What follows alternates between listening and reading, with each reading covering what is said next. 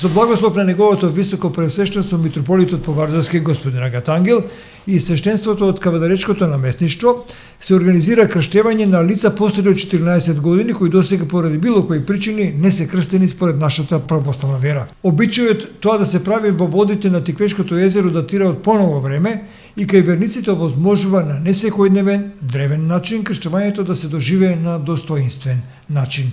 Жителите во целата Теквешче ја искористија традицијата за бесплатно групно крштевање, кој годинава се организира исто така на во водите на Теквешкото езеро. Крштевањето годинава се одржа на 13 јули во саботата на брегот на Теквешкото езеро. Беше наменето за 11 наши сограѓани кои досега од било кои причини не биле крстени. Крштевањето оваа година беше под патронство на црквата Света преподобна Петка Параскева.